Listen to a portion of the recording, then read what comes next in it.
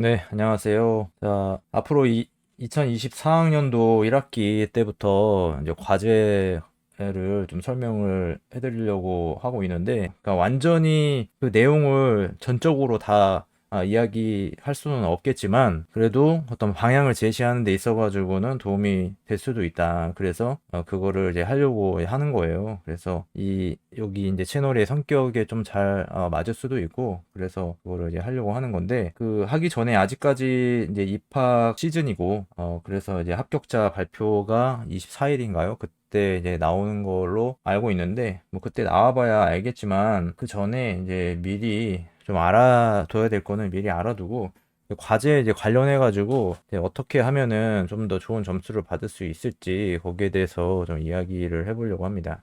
근데 뭐 제가 늘 얘기하는 거지만은 뭐 성적이 크게 중요하진 않다. 그러니까 통과만 해도 괜찮다. 뭐 그렇게 얘기하는 입장에서 이제 성적을 잘 받기 위한 그런 노력을 한다는 것이 좀 맞지 않을 수도 있겠지만 그래도 이왕이면은 뭐 좀 더 이제 방법을 잘 알아가지고 장기적으로 활용할 수 있으면은 좋지 않겠습니까? 그래서 하려고 하는 거고요. 나름대로 뭐 도움이 될 수 있다고 생각을 합니다.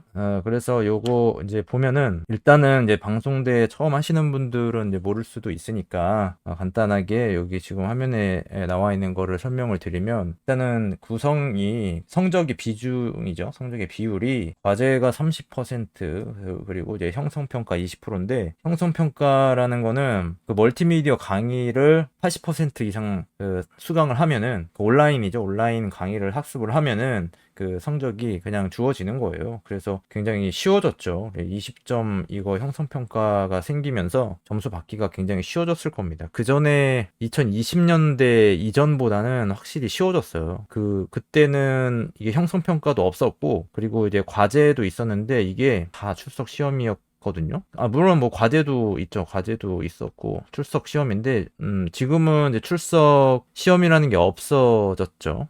근데 이때 했었던 출석 시험은 거의 뭐 암기 위주의 그런 학습이었거든요. 그러니까 뭐 네 문제 정도 나오면 뭐 교과서에 있는 내용을 다 달달 외워야 되는 뭐 그런 상황이기도 했습니다. 근데 굉장히 쉬워졌죠. 그래서 그리고 이제 기말고사 객관식 시험 태블릿으로 보는 객관식 시험이 50% 이제 비율로 구성이 되어 있어요. 이 중에서 지금 해야 될 거는 과제 이제 30점을 어떻게 하면 받을 수 있느냐 이제 그거를 이제 하기 위한 건데 그런 과정이고 이제 다음에 얘기를 해보고 신편입학 예비 합격자 분들이나 이제 재학생 분들이 이제 보시면은 도움이 될 수 있을 것 같아요.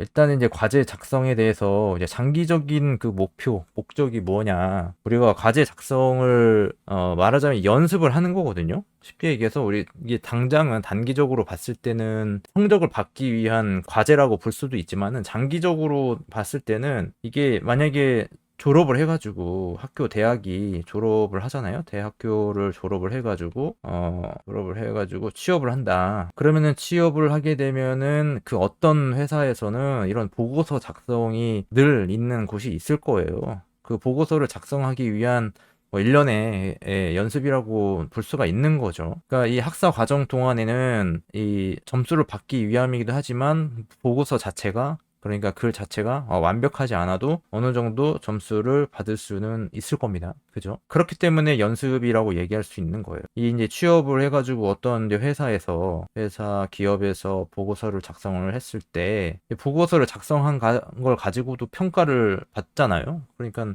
좋은 보고서는 좋은 평가를 받을 것이고 어떤 시장성이라든지 실현성 이런 것들을 이야기하기가 좋다는 거죠. 그러니까 내 생각을 잘 다른 사람들한테 이제 전달하기 위한 수단이 이런 보고서, 과제 뭐 이런 것들이 되겠죠. 그리고 이제 PPT 하는 능력도 추가적으로 필요하지만 일단은 글을 작성하는 그 요령부터 시작을 하게 되겠죠. 그리고 이제 취업이 아니고 이제 또 대학원에 진학을 할 수가 있어요. 대학원에 진학을 하면은 논문을 쓰게 되죠. 논문을 쓰게 될 때도 이것도 완전히 그 논리적인 글쓰기가 필요해요. 논문으로서 인정을 받을 만한 글이 돼야 되는데 뭐 사실 뭐 지금 보면은 뭐 그렇지 않고도 논문에 통과하는 경우가 많이 있기는 있습니다만은 어쨌든 이 논문이라는 것은 그 분야의 전공자가 아니더라도 그 글을 처음 보는 사람이라도 이 논문을 보고 연구 주제나 결과를 이해할 수 있는 그 정도의 글쓰기를 해야 되는 거예요. 그래서 좀 더 상대방, 다른 사람을 좀 배려하는 그런 글쓰기를 해야 되는 거죠. 왜냐면은 글을 쓰면서 근데 나는 알고 있어요. 내가 알고 있다라는 것을 전제로 해서 글을 쓰게 되면은 여러 가지 것들이 막 생략이 많이 되거든요. 생략. 뭐 주어 같은 거, 주어가 생략이 된다든지 또 어떤 과정이 또 생략이 될 수도 있어요. 비약이 발생할 수도 있다는 거죠. 근데 나는 내가 경험을 했기 때문에 이렇게 이런 중간의 과정을 뛰어넘어도 그것을 이해하는 데 문제가 없을 수도 있어요. 그런데 다른 사람이 봤을 때는 왜 갑자기 이렇게 변하게 됐는지 이해하지 못할 수도 있다. 그렇기 때문에 논리적인 글쓰기와 더불어서 이제 상대방을 좀 배려하는 그런 글쓰기가 필요하게 된 거죠. 뭐 보고서도 뭐 같은 맥락입니다. 보고서도 나만 이해할 수 있는 게 아니라 상대방 다른 사람 여러 사람이 이해할 수 있도록 쉬운 글쓰기가 돼야 된다는 거죠.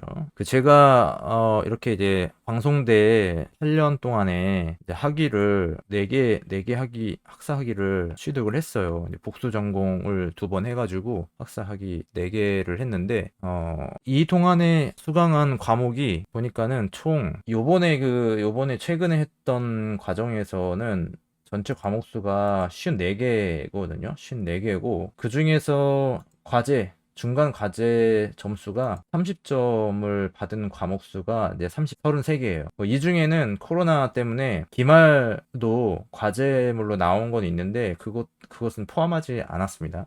중간 과제에 대해서만 30점 만점을 받은 과목이 54개 과목 중에서 33개 과목에 30점을 받은 거고, 그 비율은 61% 정도가 됩니다. 과제 평균 점수는 29.7점이에요. 그러니까는 30점을 받은 것도 있지만 30점을 받지 않은 것도 있잖아요. 27점도 있고 26점, 29점 뭐 이렇게 있는데, 그것을 이제 평균을 계산해 보니까 여기가 좀 잘못됐네요. 29.31점이다. 평균 점수는 그래도 높은 편이에요. 과제 작성이 잘 됐다는 거죠. 그래서 29.31점이 나왔고, 그리고 예전에 2016년에 입학했던 경영학과하고 법학과 했을 때도 전체 과목 수가 쉬운 한 과목이었었는데 30점 받은 과목이 38개. 비율 30점 받은 과목의 비율은 이제 75%로 나왔습니다. 이거는 이제 엑셀을 이용해 가지고 이렇게 통계를 낸 거예요. 8년 동안 총 105개 과목을 수강을 했습니다. 여기에는 원격 교육 대학의 이해라든지 뭐 사회봉사 점수라든지 그런 것들은 뺐어요. 그냥 순수하게 3학점 과목들만 이렇게 통계를 낸 게 105개가 과목 수고, 30점 받은 과목 수가 71개입니다. 30점 비율은 67.62%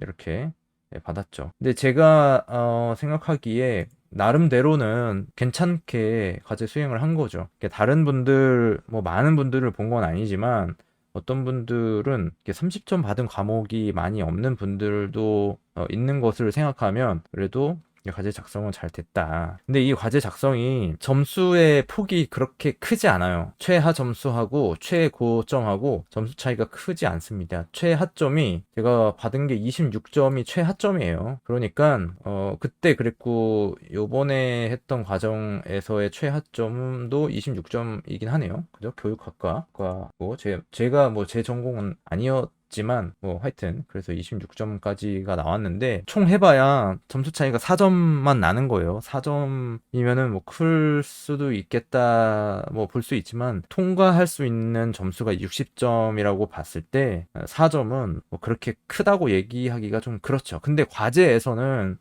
이제 폭이 좁잖아요. 그러니까 26점에서 30점까지의 폭을 가지고 있기 때문에 이 비율상으로는 좀 클 수 있죠. 근데 어쨌든 내기만 하면은 뭐 이 정도 점수 받는 것은 뭐 당연하다. 그죠? 그 이상 받을 수 있다, 얼마든지 이렇게 보는 거고, 아예 내지 않으면은 글쎄요, 0점이 나오는지는 모르겠습니다.